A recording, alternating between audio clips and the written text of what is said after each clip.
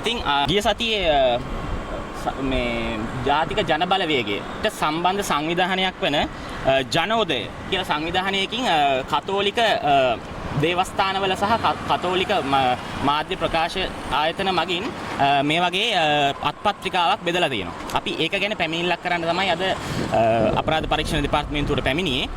ඉතින් අපි මේ ක්‍රියාව ඇත්තටම මේක අන්තවාදී ක්‍රියාවක්.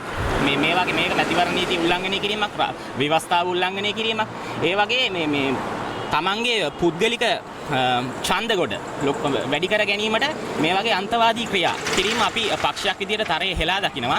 ඉතින් මෙවැනි ක්‍රියා රටේ ඒකීයත්වයට සහ මේ අපේ රටේ තිබ්බ සාමයට සියලුම දේට අපි මේක සෑහෙන බලපානවා. ඉතින් මේ වගේ ක්‍රියා කිරීම ගැන අපි කනගාටු වෙන අතර ඒ පිළිබඳව අපරාධ පරීක්ෂණ දෙපාර්තමේන්තුව විසින් පරීක්ෂණයක් කරලා ඒ සඳහා නිසි ක්‍රියාමාර්ගයක් ගන්නවා ඇති කියලා අපි බලාපොරොත්තු වෙනවා.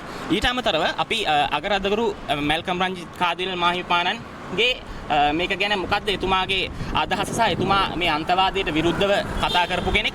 ඉතින් අපේ රටේ අන්තවාදයේ එක විදිහට තිබ්බා. මුස්ලිම් අන්තවාදය තිබ්බා, කතෝලික අන්තවාදයක් තියෙනවා.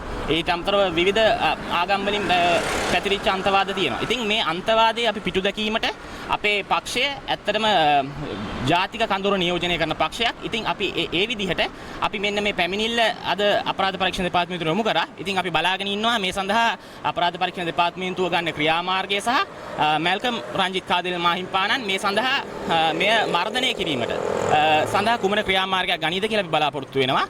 ඒත් එක්කම මතක් කර සිටිනවා මේ ජාතික ජනබලවේගය මේ කරන මැතිවරණ ව්‍යාපාරයේ මේ කරන ජඩ දේශපාලනය මෙතනින් අහවර කරන්න ඕන. ඉතින් අපි සියලු දෙනාගේ මිල්ලා සිටිනවා මේක අපි තරයේ හෙලා දකිනවා.